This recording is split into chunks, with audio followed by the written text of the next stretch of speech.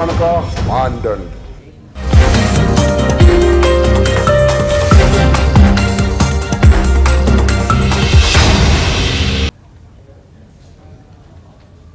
नमस्कार, news room live देख रहे हैं आप और मैं आपके साथ रंजना रावत। देश की रक्षा करते हुए शहीद हुए जवान विशाल का आज अंतिम संस्कार किया जाएगा। आपको बताते चले कि भागलपुर के सुल्तानगंज में पूरे राजकीय सम्मान के साथ शहीद को अंतिम विदाई दी जाएगी। और बता दें आपको कि सोमवार को श्रीनगर के मेसुमा इलाके में आतंकियों के हमले में एक जवान शहीद हो गए, जबकि सीआरपीएफ के कांस्टेबल बुरी तरह से जख्मी हो गए थे। घायल विशाल को तुरंत नजदीकी अस्पताल में भर्ती करवाया गया, जहां डॉक्टरों ने उन्हें मृत घोषित कर दिया। वहीं शहीद जवान विशाल कुमार मुंगेर जिले के शामपुर थाना क्षेत्र के लोहची के रहने वाले थे। अभी मुंगेर में माहौल गमगीन बना हुआ है। वहीं अपने बेटे की शहादत पर इलाके के लोगों को गर्व भी है। वहीं शहीद विशाल को श्रद्धांजलि देने के लिए कई बड़े अधिकारी विशाल के गांव पहुंच रहे हैं। सीआरपीएफ के डीआईजी विमल कुमार विष्ट ने शहीद विशाल को श्रद्धांजलि दी। उनसे बातचीत की हमारे सहयोगी अरुण शर्मा ने। शहीद जवान विशाल कुमार की अब अंतिम यात्रा कुछ ही क्षणों में यहाँ से नाकी से निकल के सुल्तानगंज तक जाएगी। मैं इस वक्त मौजूद हूँ उनके घर पे, जहाँ पे अंतिम यात्रा की सारी तैयारी जो है कंप्लीट कर ली गई है। आप देख सकते हैं कि उनके पार्थिव शरीर को राष्ट्रीय झंडे से ढका गया है और लोगों के अंतिम दर्शन के लिए रखा गया था। साथ में मैं एक चीज़ दिखाना चाहूँगा कि उनके जो बूढ़े पिता हैं और उनकी जो दो बेटियां हैं जो उनके पार्थिव शरीर के बगल में बैठी हुई हैं, शायद उनको भी लगता हो कि उनके पापा अब उठेंगे, लेकिन वो एक चिर निंद्रा में सोए हुए हैं। ये जवान जो है अपने देश के लिए शहीद हुए हैं और उनके अंतिम दर्शन के लिए आप देख सकते हैं कि जो जन सैलाब है, जन सैलाब जो है काफ़ी संख्या में यहाँ पे लोग आए हुए हैं। साथ में एक चीज़ दिखाना चाहूँगा कि यहाँ पे सीआरपीएफ के जो जितने भी अधिकारी है उनका एक बैंड भी आया हुआ है जो इनको अंतिम सलामी देगा। माहौल तो एक गर्व का भी है और गमगीन माहौल भी है कि हमारे जो एक साथी हैं हेड कांस्टेबल विशाल कुमार, उन्होंने 4 तारीख को अपने देश की जो सुरक्षा है उसको बरकरार रखने के लिए अपना सर्वोच्च बलिदान जो एक व्यक्ति दे सकता है वो दिया है, जो कि एक बल की परंपरा है कि हम भले ही हमें कितना बड़ा नुकसान उठाना पड़े, हम कभी भी अपने व्यक्तिगत नुकसान को नहीं देखते हैं। हमारे लिए देश सर्वोपरि है और उसके लिए हमारा कोई भी सिपाही या कोई भी अधिकारी हो वो अपने प्राणों की आहुति देने से भी कभी पीछे नहीं हटा है। इनका जो अंतिम यात्रा है वो निकलेगा, निकलने के बाद सीधा सुल्तानगंज जाएगा, जहाँ पे इनका अंतिम संस्कार किया जाएगा। अरुण शर्मा, न्यूज 18 नाकी। तो तमाम दिग्गज आज श्रद्धांजलि देने के लिए वहां पहुंच रहे हैं। अब आपको शहीद जवान विशाल कुमार के बारे में कुछ बातें आपको विस्तार में बताते हैं। चलिए बताते चले आपको कि सीआरपीएफ में कांस्टेबल थे विशाल कुमार। श्रीनगर के मेसुमा इलाके में उनकी पोस्टिंग थी और आतंकी हमले में जख्मी हुए थे विशाल। मुंगेर के लोहची गांव के निवासी थे विशाल। 2009 में हवेली खड़गपुर के सीमापुर गांव में शादी हुई और विशाल की पत्नी का नाम बबीता है और विशाल की 2 बेटियां हैं, एक 7 साल की और दूसरी 4 साल की।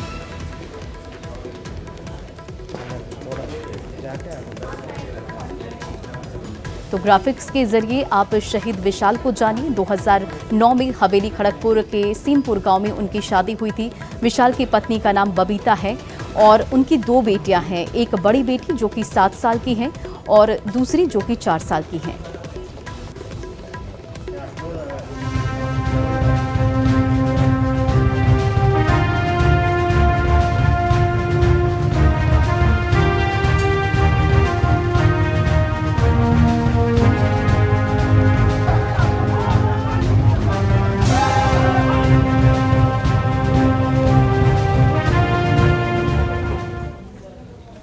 और आज बीजेपी का स्थापना दिवस है। आपको बता दें कि आज 42वां स्थापना दिवस बीजेपी मना रही है और इसे लेकर प्रधानमंत्री नरेंद्र मोदी ने भी बीजेपी के कार्यकर्ताओं और सभी नेता मंत्री को संबोधित भी किया था। आपको बताते चले कि भारतीय जनता पार्टी की स्थापना 6 अप्रैल 1980 को नई दिल्ली में अटल बिहारी वाजपेयी और लाल कृष्ण आडवाणी ने की थी और इससे पहले ये नेता भारतीय जनसंघ और बाद में जनता पार्टी में थे। 1980 के लोकसभा चुनाव में पार्टी को सिर्फ 2 सीटें ही सफलता उन्हें हासिल हुई थी और आज ये 303 सांसदों के साथ देश की केंद्रीय सत्ता पर विराजमान सबसे बड़ी पार्टी है। आज स्थापना दिवस के मौके पर प्रधानमंत्री नरेंद्र मोदी ने कार्यकर्ताओं को संबोधित भी किया। प्रधानमंत्री ने कहा कि बीजेपी एक भारत श्रेष्ठ भारत के मंत्र पर चल रही है। 4 राज्यों में बीजेपी की डबल इंजन की सरकार लौटी है। उन्होंने कहा कि इस बार का बीजेपी स्थापना दिवस 3 कारणों से अहम है। पहला जो कारण है वो है कि इस समय हम देश की आजादी का अमृत महोत्सव मना रहे हैं। दूसरा, तेजी से बदलती हुई वैश्विक परिस्थितियां भी हैं और तीसरा जो है वो नए अवसर लगातार आ रहे हैं। आज के स्थापना दिवस के अवसर पर भारतीय जनता पार्टी के स्थापना दिवस के इस पुण्य अवसर पर मेरे साथ जुड़े पार्टी के सभी समर्पित कार्यकर्ता साथी, पार्टी के समस्त पदाधिकारीगण, हमारे राष्ट्रीय अध्यक्ष श्रीमान जेपी नड्डा जी, देवी और सज्जनों, आज नवरात्रि की 5वीं तिथि भी है। आज के दिन हम सभी मां स्कंद माता की पूजा करते हैं और हम सब ने देखा है मां स्कंद माता कमल के आसन पर विराजमान रहती हैं और अपने दोनों हाथों में कमल का फूल थामे रहती है। मेरी प्रार्थना है कि मां स्कंद माता का आशीर्वाद देशवासियों पर, भारतीय जनता पार्टी के प्रत्येक कर्मठ कार्यकर्ता पर, प्रत्येक सदस्य पर हमेशा बना रहे। भाजपा एक भारत श्रेष्ठ भारत के संकल्प को निरंतर सशक्त कर रही है। श्रद्धेय डॉक्टर श्यामा प्रसाद मुखर्जी, पंडित दीनदयाल उपाध्याय जी, अटल बिहारी वाजपेयी जी, राजमाता सिंधिया जी, कुशाभाऊ ठाकरे, सुंदर सिंह जी भंडारी, अनेक महापुरुष, ऐसी अनेक विभूतियों ने जिन्होंने जनसंघ से लेकर भाजपा तक इस पार्टी के निर्माण में खुद को खपा दिया, मैं उन सब के चरणों में नमन करता हूं। देश का एक एक जन गर्व से यह कह रहा है कि देश बदल रहा है, तेजी से आगे बढ़ रहा है। आज दुनिया के सामने एक ऐसा भारत है जो बिना किसी डर या दबाव के अपने हितों के लिए अड़िग रहता है। जब पूरी दुनिया 2 विरोधी ध्रुवों में बटी हो, तब भारत को एक ऐसे देश के रूप में देखा जा रहा है जो दृढ़ता के साथ मानवता की बात कर सकता है। हमारे देश में दशकों तक कुछ राजनीतिक दलों ने सिर्फ वोट बैंक की राजनीति की। कुछ लोगों को ही वायदे करो, ज्यादातर लोगों को तरसा कर रखो। भेदभाव, भ्रष्टाचार, ये सब वोट बैंक की राजनीति का साइड इफेक्ट था। और रामनवमी को लेकर लोगों में उत्साह। आपको बताते चले कि भागलपुर में रामनवमी से पहले लाजपत पार्क मैदान में 5 लाख दियों से श्री राम की मूर्ति का चित्रांकन किया जा रहा है और इसे लेकर 5 दिनों से तैयारी भी की जा रही है। आपको बताते चले कि कार्यक्रम के मुख्य संरक्षक अजीत चौबे ने बताया कि श्री राम जी का 150 फीट लंबा चित्रांकन 12 तरह के रंगों के दियों से किया जा रहा है और ये वर्ल्ड रिकॉर्ड बनेगा। वर्ल्ड रिकॉर्ड दर्ज करने वाली टीम आज भागलपुर पहुंचेगी, जबकि इस कार्यक्रम में बिहार के डिप्टी सीएम तारकिशोर प्रसाद, केंद्रीय मंत्री अश्विनी चौबे समेत कई सीनियर लीडर शामिल होंगे।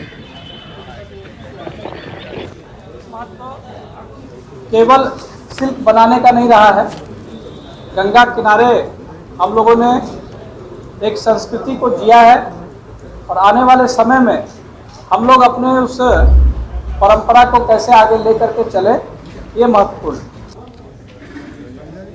और नीति आयोग की तरफ से नवादा को आकांक्षी जिलों में शामिल करते हुए तमाम तरह की जो स्वास्थ्य की सौगात दी गई। आपको बताते चले कि इसके लिए 32 करोड़ रुपए की स्वीकृति भी दी गई है और नीति आयोग की तरफ से नवादा स्थित सदर अस्पताल को डिजिटल पैथोलॉजी के साथ साथ 12 बेड वाले आईसीयू वार्ड की भी सौगात दी गई है। इसका निर्माण कार्य शुरू हो चुका है। नीति आयोग की तरफ से इसके लिए 32 करोड़ की राशि स्वीकृत की गई है और जिससे जिलों के लोगों में बेहतर स्वास्थ्य सेवा उपलब्ध हो सकेगी और लोगों को इलाज के लिए निजी अस्पतालों पर निर्भर भी नहीं रहना पड़ेगा। सदर अस्पताल में चल रहे निर्माण कार्यों का जायजा लिया हमारे सहयोगी अनिल विशाल ने। नवादा जिले के लोगों को अब स्वास्थ्य सुविधाओं में इजाफा होने वाला है, क्योंकि नवादा सदर अस्पताल में 12 बेड का आईसीयू और डिजिटल पैथोलॉजी की सौगात नीति आयोग के द्वारा दी गई है। चूँकि नवादा एक एस्पिरेशनल डिस्ट्रिक्ट है, तो उसी के तहत नवादा ज़िले को इन 2 सुविधाओं का जल्द ही लाभ मिलने वाला है और इसके लेकर तैयारियां भी शुरू कर दी गई है। इसके अलावा राज्य सरकार के द्वारा नवादा सदर अस्पताल कैंपस में ही एक 50 बेड का प्री फैब्रिकेटेड अस्पताल का निर्माण कराया जा रहा है, जहाँ पे दिन रात एक करके अस्पताल परिसर में इसका निर्माण कार्य किया जा रहा है और बहुत जल्द इस प्री फैब्रिकेटेड हॉस्पिटल का निर्माण कर दिया जाएगा, जिसके बाद से नवादा सदर अस्पताल में जो बेड की जो कमी जो होती थी उसे पूरा कर लिया जाएगा। तो कहीं ना कहीं नवादा को आने वाले दिनों में स्वास्थ्य सुविधाओं में काफ़ी इजाफा होगा और लोग जो कल तक जो बाहर सुविधा जाकर लेते थे उन्हें कहीं ना कहीं यह सुविधा मिलेगी। नवादा सदर अस्पताल में अब तक आईसीयू की सुविधा नहीं थी, मगर नीति आयोग के द्वारा एस्पिरेशनल डिस्ट्रिक्ट्स की श्रेणी में आने के बाद रिपोर्ट्स और काम अच्छे किए जाने पर नीति आयोग ने इन 2 चीज़, एक डिजिटल पैथोलॉजी का भी सैंक्शन कर दिया है और इसको लेके भी काम जो है शुरू कर दिया गया है। तो आने वाले दिनों में नवादा के लोगों को स्वास्थ्य सुविधाओं में इजाफा होगा। तो कल तक जो लोग इन सुविधाओं को पाने के लिए बड़े और दूसरे राज्य का सफ़र तय करते थे, वो उन्हें अपने ही सदर अस्पताल में उपलब्ध होगी, तो जिससे लोगों को कई प्रकार की सहूलियत होगी। अनिल विशाल, न्यूज़ 18 नवादा। नवादा जिला में हम लोग स्वास्थ्य सेवाओं को इम्प्रूव करने के लिए प्रयासरत हैं। इसी क्रम में हम लोगों ने पीएचसी स्तर पर भी स्वास्थ्य सेवाओं को अच्छा बेहतर करने का प्रयास किया है। सदर हॉस्पिटल में हम लोगों ने, क्योंकि नवादा जो है एक आकांक्षी जिला भी है, तो स्वास्थ्य सेवाएं जो सदर हॉस्पिटल है उसमें इम्प्रूव करने के लिए हम लोगों ने 12 बेड का एक आईसीयू यहाँ के लिए हम लोगों का सैंक्शन हो गया और आने वाले समय में। और बिहार में लोग गर्मी के कहर से परेशान हैं और गर्मी से बचने के लिए लोग तरह तरह के तरीके अपना रहे हैं। आपको बताते चले कि मौसम विभाग ने भी बढ़ती गर्मी के साथ लू चलने का भी अलर्ट जारी किया है और गर्मी से राहत पाने के लिए पेय पदार्थ की दुकानों पर लोगों की भीड़ देखने को मिल रही है। मौसम विभाग ने बढ़ती गर्मी के कारण कई जिलों में लू चलने का अलर्ट जारी किया है, जिससे आने वाले दिनों में और भी गर्मी बढ़ने की संभावना जताई गई है। पटना में मौसम में हो रहे बदलाव का जायजा लिया हमारे संवाददाता आनंद अमृतराज ने। बिहार के कई जिलों में इस वक्त भीषण गर्मी पड़ रही है और आलम यह है कि सुबह होते ही गर्मी का असर इतना ज़्यादा देखा जा रहा है कि लोग जब सुबह में घरों से बाहर निकल रहे हैं तो अपने बचाव की पूरी कोशिश कर रहे हैं। और जाहिर सी बात है, बिहार में गर्मी का सितम अभी और ढाने वाला है और मौसम विभाग के माने तो बिहार के कई जिलों में हीट वेव चल रहा है, जिसमें पटना भी एक है। और इस वक्त हम आपको तस्वीर दिखा रहे हैं पटना की, जहाँ पे सुबह से ही गर्मी ने लोगों को परेशान करना शुरू कर दिया है। और गर्मी से बचने के लिए कई लोग ऐसे हैं जो नारियल पानी हो या फिर लस्सी हो, जिससे गर्मी से थोड़ी राहत मिल सके, उसको पीने के लिए दुकान में पहुंच चुके हैं। इस वक्त नारियल की भी दुकान पे भीड़ है और जूस की भी दुकान पे भीड़ है। क्या नाम है आपका? अमित मोदी। क्या स्थिति है, गर्मी से बचने के लिए लोग पहुंच रहे हैं, कैसी बिक्री है? बहुत अच्छी है, पहले से काफ़ी सुधार है। अभी तो लोग यानी हेल्थ को लेकर पहले से ज़्यादा कॉन्शियस हो चुके हैं। एक नारियल वाले हैं, उनसे बात करते हैं। क्या नाम है आपका? मेरा जितेंद्र कुमार नाम है। क्या बिक्री है गर्मी में? गर्मी में अच्छा बिक्री है, नीरा का बहुत अच्छा बिक्री है। अच्छा, मतलब गर्मी से बचने के लिए लोग नीरा पी रहे हैं। देखिए, नीरा का स्टॉल लगा हुआ है और गर्मी से बचाव के लिए लोग यहाँ भी पहुँच रहे हैं और दुकान वाले भी कभी बता रहे हैं कि गर्मी से बचने के लिए लोग जो भी संभव उपाय हो सके वो किया जा रहा है। तो मौसम विभाग के माने तो आने वाले अभी कुछ दिनों तक गर्मी का प्रकोप बिहार में ऐसा ही रहने वाला है। कुछ लोग ऐसे हैं जो गर्मी से उनके बहुत ज़्यादा असर नहीं पड़ता दिख रहा है, लेकिन कई लोग ऐसे हैं जो गर्मी से बेहद परेशान है। और दुकानदारों की चांदी, खासकर वैसे दुकानदारों की जहाँ पे गर्मी से बचने का पदार्थ या पीने वाला नीरा हो या फिर नारियल पानी, उनकी बिक्री बढ़ गई है। कैमरामैन सुबोध के साथ आनंद अमृतराज, न्यूज़ 18 नेटवर्क, पटना।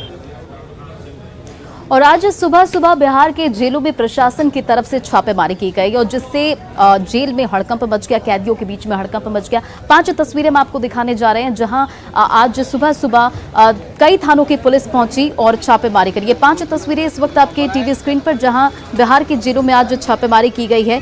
एक साथ कई थानों की पुलिस जेल में पहुंची और हर एक बैरक की गहनता से जांच की गई।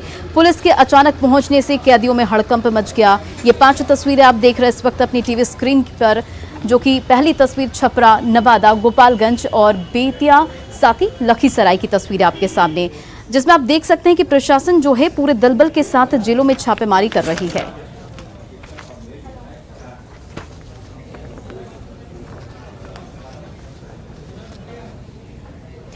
और जहां आज छापेमारी के साथ ही कैदियों में हड़कंप मचा है, वहीं छपरा के जेल में जब छापेमारी की गई तो मोबाइल बरामद हुआ, जिससे कई सवाल भी खड़े हो रहे हैं। आपको बताते चलिए कि छपरा मंडल कारा में छापेमारी के दौरान मोबाइल और चाकू मिलने से जेल की सुरक्षा पर गंभीर सवाल उठ रहे हैं। बड़ा सवाल ये भी कि जेल प्रशासन के तमाम सुरक्षा व्यवस्था के बीच जेल के अंदर मोबाइल कैसे पहुंच गया। आज सुबह डीएम ने और एसपी ने छापेमारी करने पहुंचे तो जेल में हड़कंप मच गया। छापेमारी के दौरान जेल में कैदियों के पास एक मोबाइल और चाकू भी मिला है। छापेमारी भी हुई है और साथ ही साथ जेल के सुरक्षा के संबंध में विभिन्न पहलुओं पर भी हम लोगों ने इंस्पेक्शन किया है। इसमें छापेमारी के दौरान एक मोबाइल फ़ोन, एक चाकू, कैंची और कुछ खैनियों के पैकेट भी बरामद हुए हैं। इसके अतिरिक्त सुरक्षा के संबंध में हमने सभी पहलुओं पर बहुत डिटेल एनालिसिस। और बेतिया के बेरिया थाना अध्यक्ष का एक ऑडियो वायरल हो रहा है, जिसमें बरामद लड़की को रिमांड होम भेजने के बजाय उसे परिजनों को घर ले जाने कह रहे हैं और उनकी नसीहत दे रहे हैं और कई चौंकाने वाले खुलासे भी किए। ये रिपोर्ट देखिए।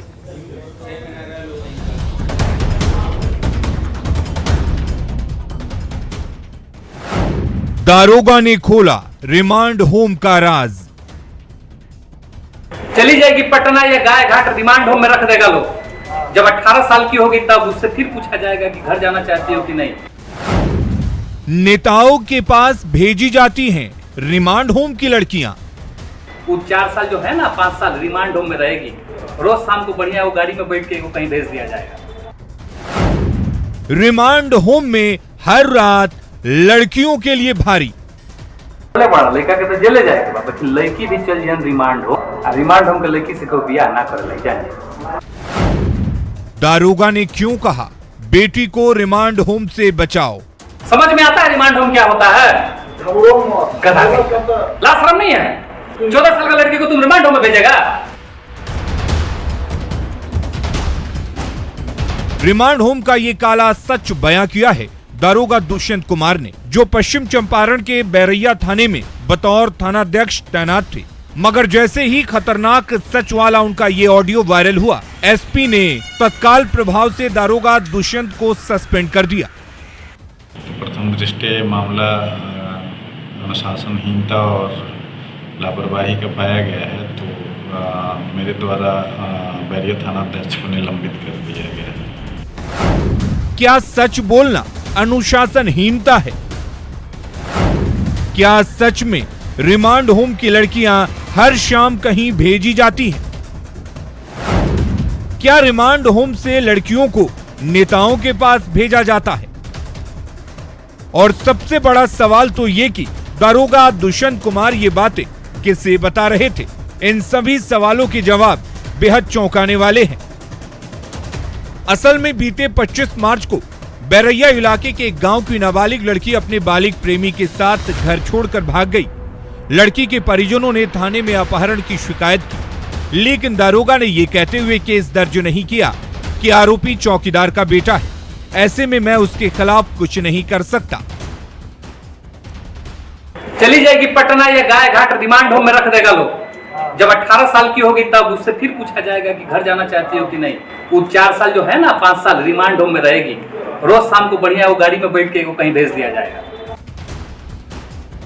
इसके बाद एसपी के निर्देश पर मामला दर्ज हुआ और पुलिस ने लड़का लड़की दोनों को बरामद कर लिया। कोर्ट में लड़की का बयान भी दर्ज हुआ, मगर बरामदगी के बाद लड़की के परिवार ने उसे घर ले जाने से इनकार कर दिया और कहा कि कोर्ट के आदेशानुसार इसे रिमांड होम भेज दीजिए, जिस पर दारोगा जी भड़क गए और परिवार को फटकारते हुए रिमांड होम का सच बताने लगे। लड़का के तो जेले जाएगा, बाकी लड़की भी चल जाए रिमांड होम के लड़की से कोई बियाह ना कर ले जाए। समझते नहीं आप लोग, खेला है सब चीज। कानून दूधारी तलवार होता है, सही चल गया तो सही कट गया, नहीं तो उल्टो आदमी कट जाता है। ये ऑडियो उस लड़की के परिवार वालों ने ही रिकॉर्ड किया था, जो कोर्ट के आदेश पर लड़की को रिमांड होम भेजने पर अड़े हैं और दारोगा दुष्यंत और लड़के के चौकीदार पिता पर धमकी और साजिश का आरोप लगा रहे हैं।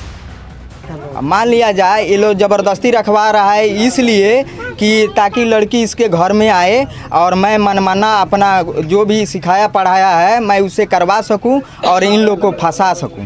कोर्ट अपना जो फैसला दी है रिमांड होम का, वो रिमांड होम में रखे और अपना सुरक्षा से रखे।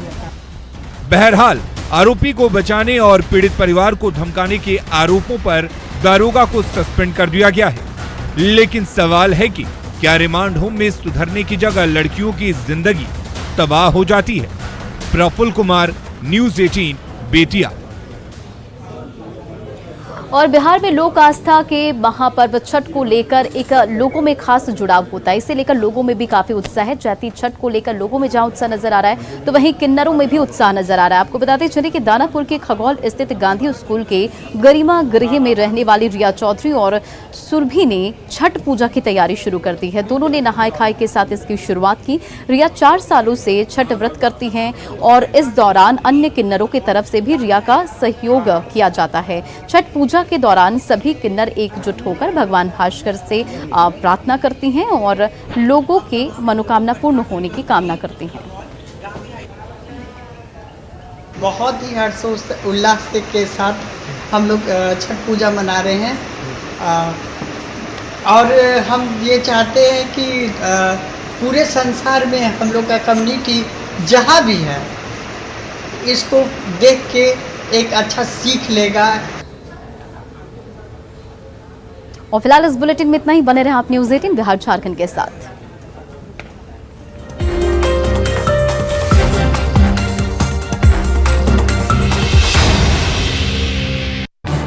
इस न्यूज हेडलाइंस के प्रायोजक पेट सफा आयुर्वेदिक जून।